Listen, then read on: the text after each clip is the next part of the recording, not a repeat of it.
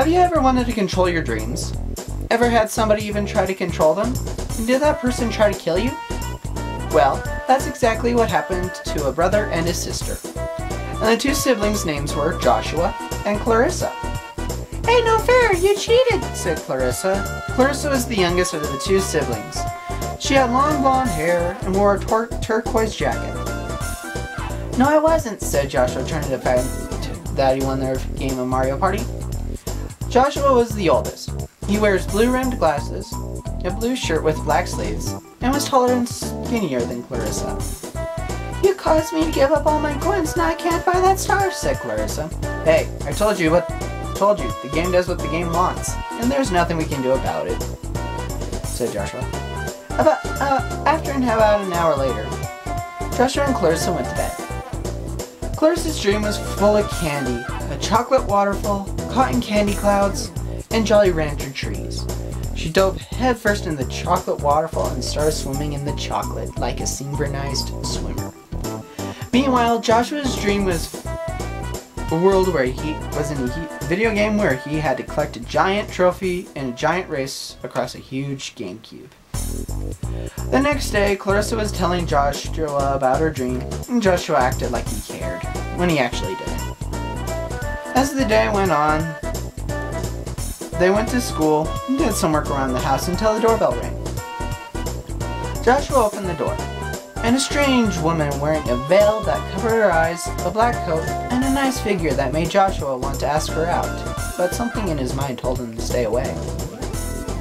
"Hello, my name is Vivian, and I am looking for a brother and a sister to test out my dream machine," said the woman.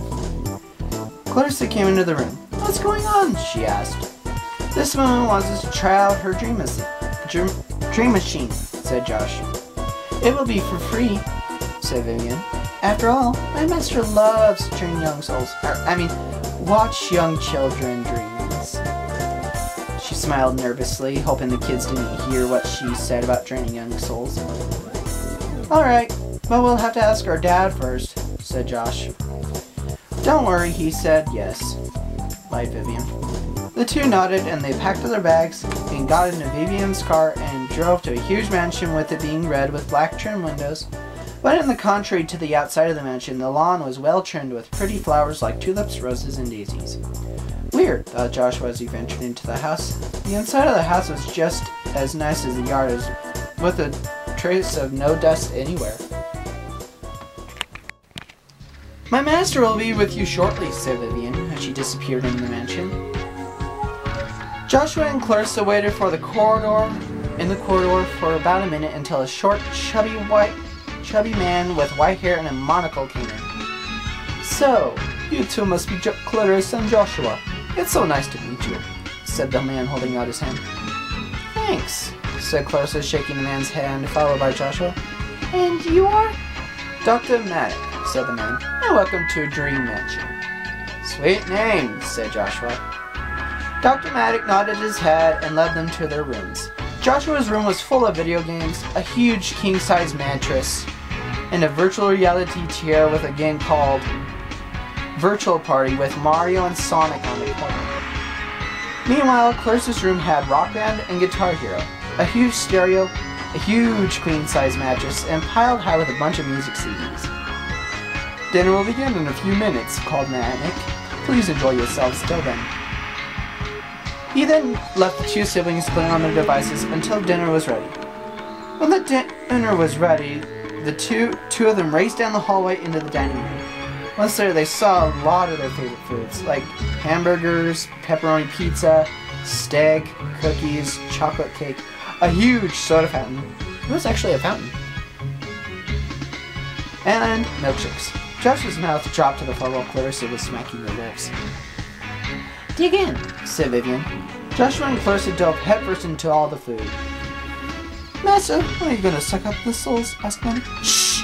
Quiet! We do not want to know that I'm an actual master of the mansion," whispered Vivian. "Sorry, by the way, when can I have my oil ration?" asked Maddox. "Soon. Very soon," said Vivian. Maddox nodded. "When they're asleep, we'll take over their dreams and kill them there. After we successfully kill them, we'll suck out their souls." laughed Vivian, removing part of her veil, revealing two glowing red eyes. The two watched as Joshua and Clarissa finished their meal. It was precisely 9 o'clock when Joshua and Clarissa started to get ready for the bed. When they went to sleep, they soon felt like they were being lifted into the air and being sucked into a giant machine. While hearing a woman doing an evil laugh, with all the snorts and snarls, that would be in a movie villain having his plans come into play. That was a wild ride, said Clarissa as she got up to look around and see what she was in some sort of a village. This village, all the houses were brand new, but there were no people in the whole village. As she walked around, she soon saw a little boy holding a little teddy bear. The boy's skin was dark blue and had no eyes. "Wake yourself up before you end up like me," said the boy, disappearing into a cloud of dust. Shortly after the boy disappeared, zombies began rising out of the ground, causing Clarissa to scream. As Clarissa began to run, she found a ladder and climbed up onto it with the zombies and were following close behind her. Once on the roof, she entered the building. She kept looking in each of the rooms with no luck. The zombies were closing in on Clarissa, cornering her. She began to pray that the zombies would go away. As she was backing up against a wall, but ended up going up inside of it, entering a dark room with two people under a single light. These people were Vivian and Dr. Manic. She guessed she was outside of her dream, but they couldn't see her. "Where did the girl go?" demanded Vivian. "According to our charts, she is no longer in her dreams. But she is not dead," said Manic. "Well, fix it! I need these two in order to stay young and beautiful and alive. If you don't, I'll press your self-destruct button. Do I make myself clear?" said Vivian. "Yes, mistress." You press some buttons and a machine whirred. Clarissa felt like she was being sucked down a tiny hole, which felt like she was being literally sucked through a straw. And the next thing she knew, she was in a world where everything was in ashes, and there were giant pendulums swinging everywhere. "What the?" said Clarissa. "For a second there, I was floating above Vivian and Manic. Now I'm in this wasteland." Clarissa continued forward, with each step feeling as if someone or something was watching her. Whenever she turned around, she saw nothing. It wasn't until she heard a roaring noise. She turned around and saw a monster with red, bloody eyes, very sharp teeth, thick brown fur, and a breath that smelled like mint chocolate. "Uh-oh," said Clarissa, running away screaming. Joshua's dream was where he was tied up and in zero gravity in a rocket. "Hey, what's going on here?" said Joshua, trying to free himself from the ropes. Two figures came into the room. One figure had a cat, was fat, with blue trims on his face, while the other figure was red with yellow trimming on her face. Joshua guessed that. "So, a little prisoner is trying to get consciousness," said the red figure. Joshua said so. "Don't talk much, do you? Well, where you're headed toward the sun. Once there, me and Harold will parachute out this rocket into a tropical resort, rather than watch you burn to a crisp," laughed the red figure. "Yeah," agreed Harold. The two monsters left the room. "Ugly people," said Joshua. "We heard that," yelled one of the monsters. "How do I get out of here?" thought Joshua. He looked around the room and saw a piece of sharp metal sticking out of a pipe. So Joshua hopped onto it and cut his ropes halfway. No one until the monster returned. It wasn't until Harold came and said, "Well, you ready to get burnt to a crisp?" Joshua nodded, secretly grabbing the metal he used to break his ropes. "We have 5 minutes," yelled the red monsters. "Yes, Elizabeth," yelled back Harold. He did, but Joshua secretly knocked Elizabeth out. "Give me the parachute or I'll do the same thing to you as I did with your wife," commanded Joshua. Harold gave Joshua the parachute, leaving Joshua jump out of the rocket, with Harold following. "You really shouldn't piss off us, dream monsters. We have a bit of a habit of getting our revenge," said Harold. Joshua threw the piece of metal as he was holding but it went right through Harold. Harold laughed. Joshua screamed. A wormhole suddenly opened up, leaving Joshua to go inside of it. The next thing he knew, he was in a dark room and saw Vivian and Manic looking like sheep. What? We lost the boy too? Screamed Vivian. It's not my fault we keep losing these children, said Manic, pressing some buttons. Joshua sucked through what felt like being like soda going through a straw. He found himself inside of a dream where there was nobody in sight and everything was noisy. As Joshua continued walking, as he soon spotted a little girl with dark blue skin and orange hair tied in pigtails. She was saying, "Free me! Free me! Free me so I can go home!" The girl disappeared in a puff of smoke, leaving behind a giant snake. The snake lurched at Joshua as he ran for his life. So, did you figure out how they managed to escape? Asked Vivian in a hissing voice. Yes, miss. They escaped through what is called the dream wall, said Manic. Vivian looked at him puzzled. It's a wall inside of a dream. That's where you'll be able to leave your dream. The only thing is, you're still asleep, said Manic. Then how were they able to escape? They managed to escape by some sort of shock within their dreams. I haven't figured out why these two were able to escape when every other soul we've taken wasn't able to. But I can say this, if these two escape one more time, the mansion will reroute them into your dream, because you're the one who created this mansion. Can't let this happen, said Vivian.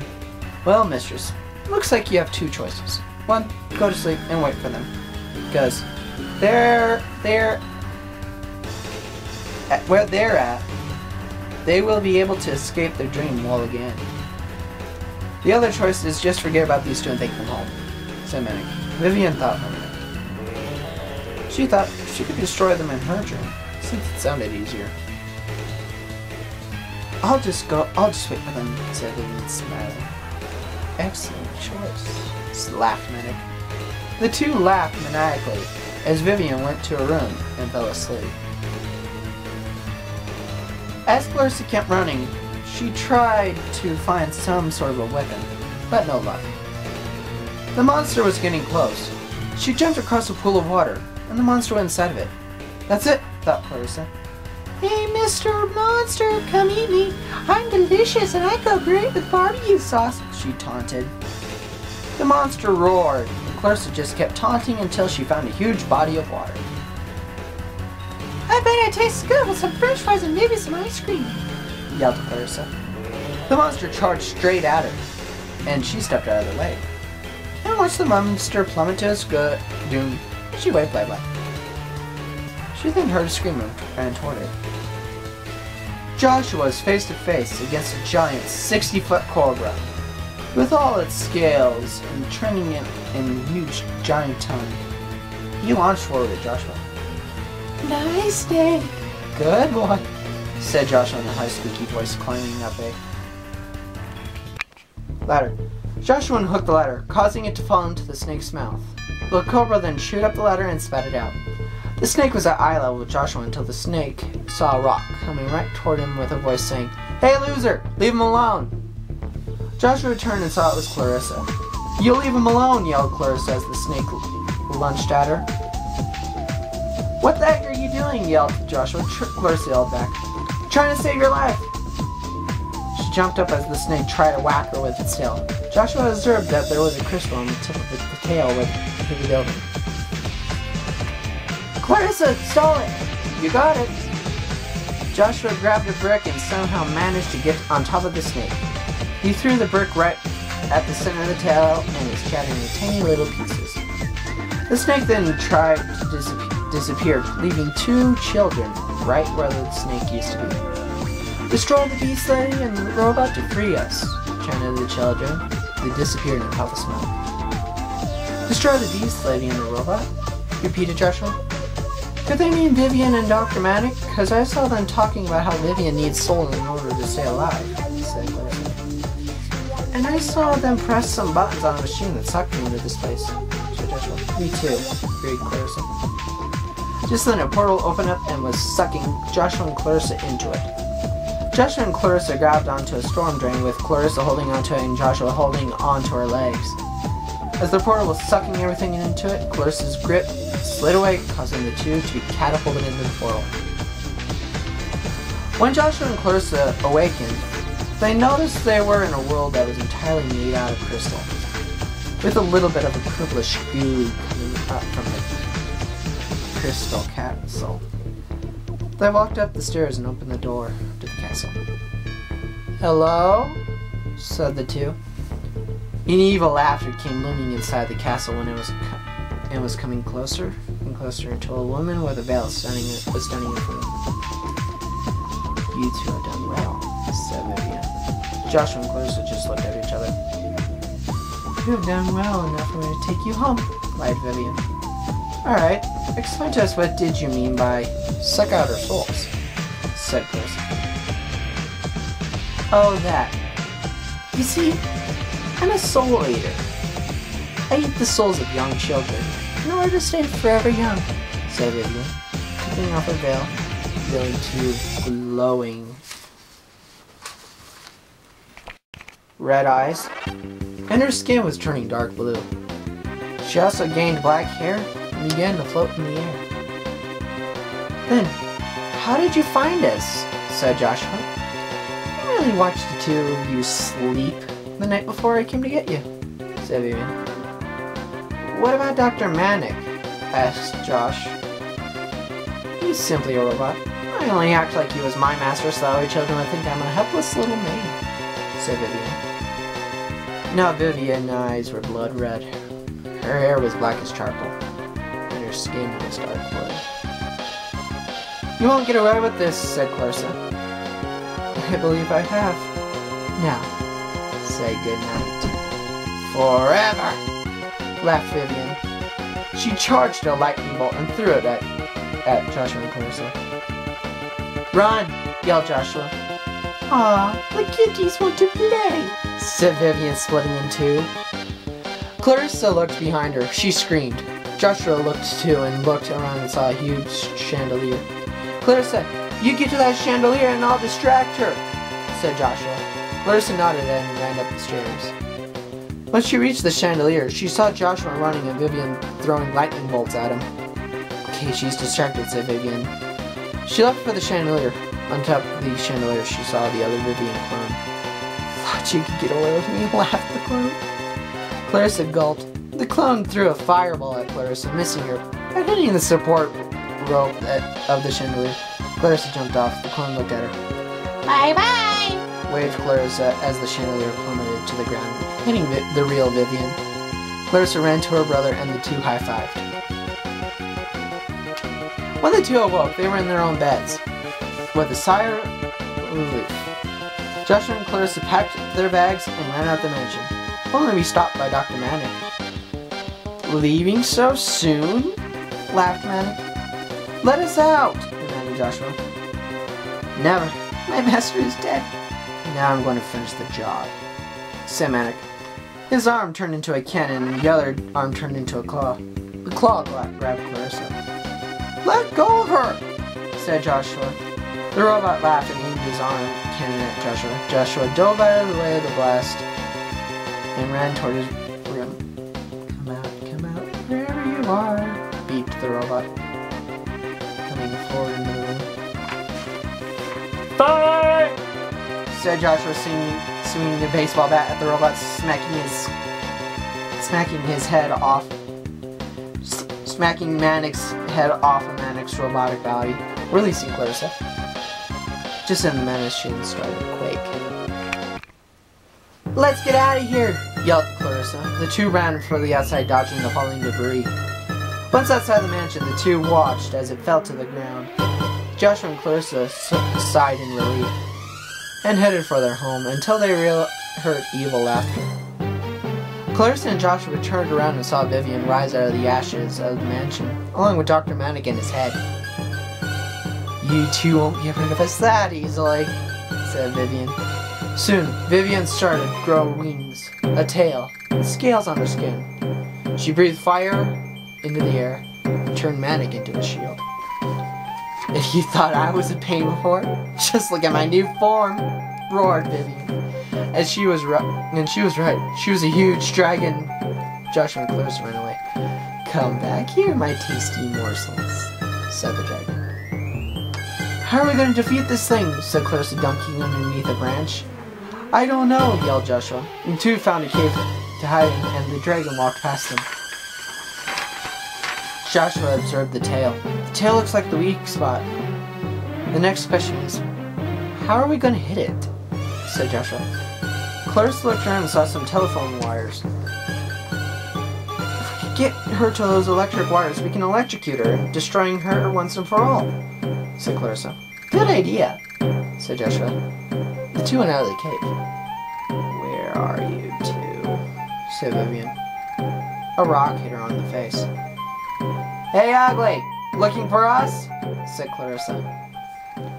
Did anybody tell you that your new form makes you look fat? Said Joshua.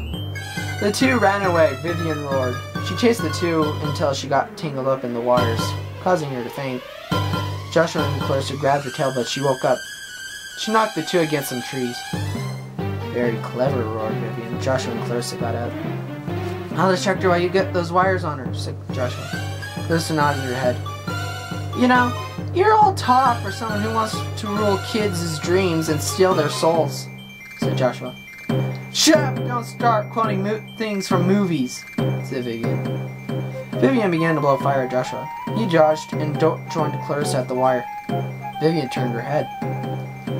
For the record, you were a terrible host, said Clarissa as she and Joshua put the electric cord on Vivian's tail. No! Screamed Vivian as she exploded, releasing all the souls she took. Two of the souls floated toward Joshua and Clarissa. Thank you, said the two souls. Joshua and Clarissa smiled as they saw all the souls fly into the sky. Once all the souls were gone, a bright light flashed, sucking Joshua and Clarissa inside of it. Joshua and Clarissa woke up in their own beds, and in their own house. Joshua noticed it was the day after they went to Vivian's mansion. When Clarissa got to school and asked if anyone got done with their homework, they looked at her like she was crazy. Was the whole day a dream? Or was it real? Thought both Clarissa and Joshua. When they got home, a black car pulled into their driveway. They saw Vivian. She gave them a wink and drove away. The two looked at each other bewildered as they walked to their house. Well, that's the story of Joshua and Clarissa's dreams. Was it all real? Or was it just a dream? Well, that's for you to decide. Just remember this. Be careful of what you dream. The end.